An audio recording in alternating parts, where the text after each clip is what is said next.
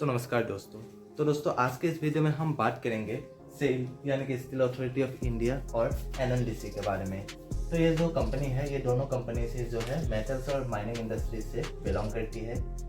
और अगर हम बात करें सेल की, तो ये जो है 73.8 रुपीज़ का लो और 104 रुपीज़ का हाई लगा चुकी है। और अभी जो कंपनी का शेयर है लगभग 83 रुपीज़ के आसपास ट्रेड कर रही है। वही अगर हम बात करें एनएमडीसी की, तो ये 92.2 रुपीज़ का लो और 168 रुपीज़ का हाई लगा चुकी है। और कंपनी का जो शेयर है अभी लगभग 151 रुपीज़ में ट्रेड कर रही है। तो आज के इस वीडियो में हम इन दोनों कंपनीज के बारे में बात करेंगे। तो चलिए बिना वक्त गवाए आज के इस वीडियो को शुरू करते हैं। तो दोस्तों चलिए सबसे पहले हम बात करते हैं इन दोनों कंपनीज के फाइनेंशियल्स के बारे में। तो फाइनेंशियल्स में हम बेसिकली तीन चीज़ों को देखते हैं, जो कि है रेवेन्यू, प्रॉफिट एंड नेटवर्थ। और अगर ये तीनों ही चीज़ें ईयर ऑन ईयर राइज हो रही है तो ये एक गुड साइन माना जाता है उस कंपनी में इन्वेस्ट करने के लिए। तो चलिए सबसे पहले हम बात करते हैं रेवेन्यू के बारे में। अगर हम स्टील अथॉरिटी ऑफ इंडिया की बात करें यानी सेल की, तो इसका जो रेवेन्यू है वो 2020 से लगातार राइज हो रही है 2023 तक। अगर हम 2022 की बात करें तो वो है 1,04,335 करोड़। वही अगर हम 2023 की बात करें तो वो है 1,05,398 करोड़। इसके बाद अगर हम बात करें एनएमडीसी के रेवेन्यू की, तो वो है 2022 की अगर हम बात करें तो वो है 26,683 करोड़। और अगर हम 2023 की बात करें तो वो है 18,435 करोड़। अगर हम उसके बाद प्रॉफिट की बात करें तो 2022 में सेल का जो प्रॉफिट रहा है वो है 12,243 करोड़। वही अगर हम 2023 की बात करें तो वो है 2,177 करोड़। अगर हम एनएमडीसी के प्रॉफिट की बात करें तो 2022 में इसका भी जो प्रॉफिट था वो है 9,441 करोड़। और 2023 में इसका जो प्रॉफिट है वो है 5,538 करोड़। इसके बाद अगर हम बात करें नेटवर्थ की, अगर हम सेल की नेटवर्थ को देखें तो इसका जो नेटवर्थ है वो 2019 से लगातार राइज हो रही है 2023 तक, जो कि बहुत ही अच्छी बात है। 2022 में इसका जो नेटवर्थ था वो है 54,212 करोड़। और 2023 में इसका जो नेटवर्थ है वो है 54,747 करोड़। अगर हम एनएमडीसी के नेटवर्थ को देखें तो 2022 में इसका जो नेटवर्थ था वो है 18,018 करोड़। और अगर हम बात करें 2023 की तो वो है 22,621 करोड़। तो दोस्तों चलिए इसके बाद हम बात करते हैं इन दोनों कंपनीज के फंडामेंटल्स के बारे में।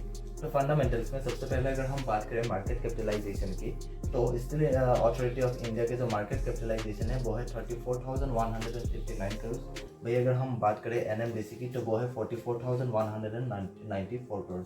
यानी कि ये दोनों ही कंपनीज जो है वो लार्ज कैप कंपनी है।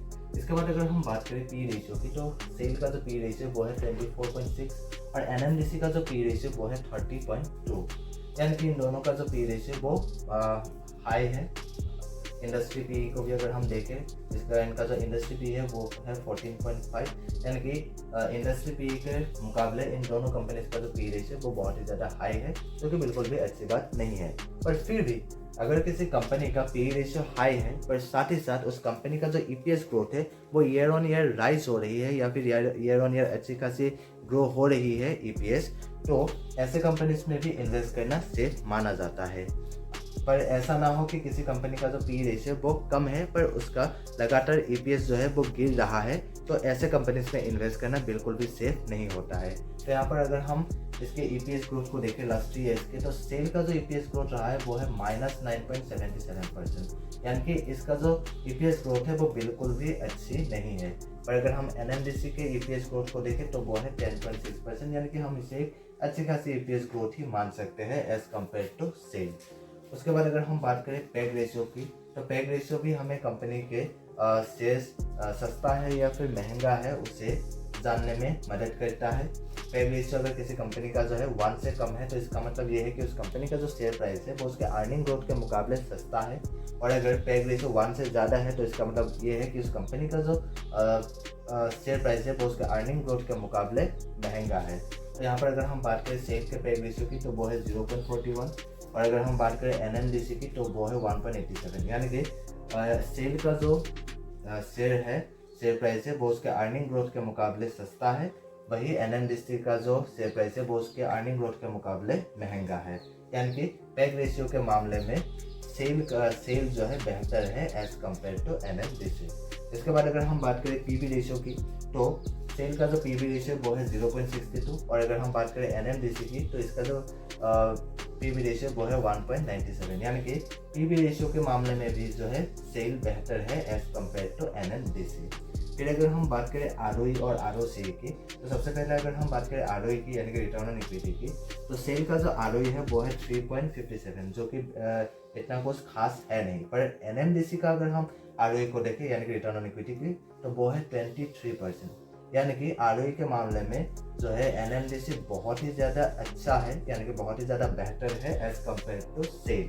वही अगर हम आरओसी को भी देखें यानी कि रिटर्न ऑन कैपिटल एम्प्लॉयड को, तो सेल का जो आरओसी है वो है 5.89%, वही एनएमडीसी का जो आरओसी है वो है 30.2%, यानी कि आरओसी के मामले में भी एनएमडीसी जो है बेहतर है एज कम्पेयर टू सेल। और आरओई और अगर आरओई और आरओसी 20% से ज़्यादा है तो ऐसे कंपनीज में इन्वेस्ट करना बहुत ही ज़्यादा सेफ माना जाता है। यानी कि एनएमडीसी का जो आरओई और यहाँ पर हम देख सकते हैं कि एनएमडीसी का जो आरओई और आरओसी है वो 20% से ज़्यादा है, जो कि बहुत ही अच्छी बात है। तो दोस्तों चलिए इसके बाद हम बात करते हैं इन दोनों कंपनीज के डी रेशियो के बारे में। अगर हम बात करें सेल के डी रेशियो की तो वो है 0.56 और अगर हम बात करें एनएमडीसी की तो वो है 0.02, यानी कि इन दोनों का ही जो डी रेशियो वो अच्छी खासी है। 1 से कम है अगर किसी कंपनी का डी रेशियो तो उसे बहुत ही ज़्यादा अच्छा माना जाता है।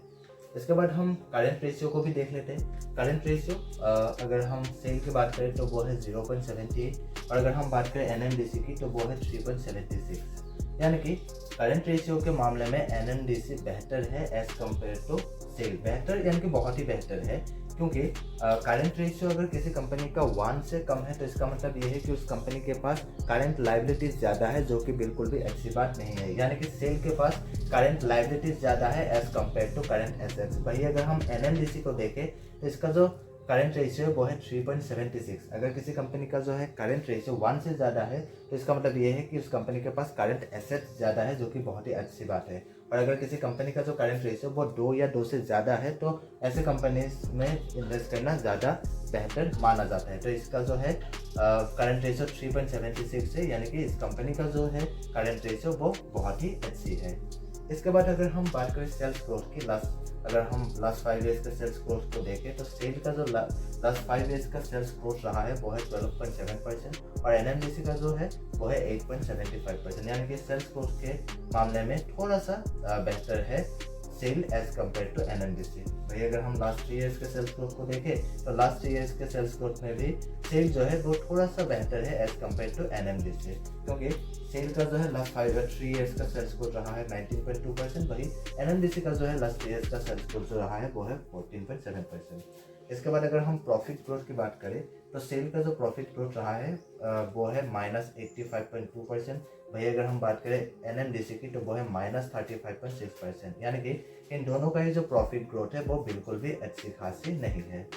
इसके बाद अगर हम बात करें डिविडेंड यील्ड की तो सेल का जो डिविडेंड यील्ड है वो है 1.78, वही अगर हम एनएमडीसी की बात करें तो वो है 4.38%। और डिविडेंड यील्ड भी जितना ज़्यादा होता है उतना ही ज़्यादा बेहतर होता है। क्यों? क्योंकि अगर किसी कंपनी का जो है डिविडेंड यील्ड वो ज़्यादा है तो इसका मतलब ये है कि वो जो कंपनी है वो आपको फ्यूचर में भी एक अच्छी खासी डिविडेंड पे कर सकती है।